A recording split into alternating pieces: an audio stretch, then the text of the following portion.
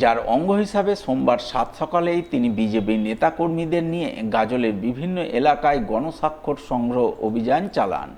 সাধারণ মানুষ থেকে শুরু করে গাজলের ব্যবসায়ীদের কাছে গিয়ে তাদের স্বাক্ষর সংগ্রহ করেন। স্বাক্ষর সংগ্রহের পর গাজলের বিজেপি বিধায়ক চিন্ময় দেব বর্মন সংবাদ মাধ্যমের মুখোমুখি হয়ে জানান, তৃণমূল সরকারের আমলে গাজলে সুষ্ঠু নিকাশি ব্যবস্থা গড়ে তুলতে কোনো কাজ হয়নি। ফলে একটু বৃষ্টি হলেই গাজলের বিভিন্ন এলাকায় জল জমে যায়। জমা জলের কারণে ডেঙ্গুর বাড়ন্ত হয়। তাই তিনি বিধায়ক নির্বাচিত হয়ে গাজলে সুষ্ঠু নিকাশি ব্যবস্থা গড়ে তুলতে মাস্টার প্ল্যান তৈরি করে কাজ করার উদ্যোগ গ্রহণ করেছেন। উদ্যোগের অঙ্গ হিসাবে আজ গাজলবাসীর স্বাক্ষর সংগ্রহ করছেন। গণস্বাক্ষর সম্বলিত মাস্টার প্ল্যানের দাবি মুখ্যমন্ত্রীর গোচরে তুলে ধরবেন। দেখুন, আমরা দীর্ঘদিন ধরে বিভিন্ন রাজনৈতিক দলের শাসক দলকে এখানে রুল করতে দেখেছি, কিন্তু আমরা গাজল বিধানসভার যে মূল বার্নিং ইস্যু আর হচ্ছে নিকাশি ব্যবস্থা, সেই নিকাশি ব্যবস্থার কোনো সুস্থ সুরাহা পাইনি।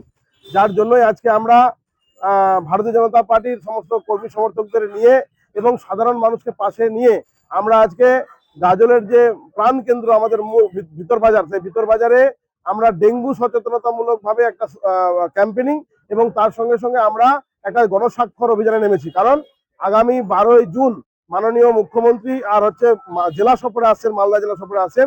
তখন ওনার প্রশাসনিক বৈঠক জেলা সফরে আসছেন উনি, এবং সেখানে আমার একটাই দাবি থাকবে, আমার গাজলের জন্য প্রথম যেটা বার্নিং ইস্যু সেটা হচ্ছে আমাদের এই নিকাশি ব্যবস্থা। কারণ আর কিছুদিনের মধ্যে বর্ষা আসবে এবং বর্ষার জল যেভাবে করে জমে থাকে তাতে ডেঙ্গুর প্রকোপ বাড়বে। সেই জন্য আমরা সঙ্গে সঙ্গে ডেঙ্গু নিয়ে সচেতনতামূলক আমরা ক্যাম্পেনিং, ব্যবসায়ী বন্ধুদের কাছে আমার আবেদন যেন কোনোভাবে করে তারা যেন জল জমতে না দেন, এবং তার সঙ্গে সঙ্গে আমরা আমাদের এই গণস্বাক্ষর করছি যাতে করে আমরা মাননীয় মুখ্যমন্ত্রীর কাছে এটা দরবার করতে পারি এবং দ্রুততার সঙ্গে আগামী দিনে গাজলে একটা মাস্টার প্ল্যান করে আর জল নিকাশি ব্যবস্থার একটা সুরাহা করতে পারি।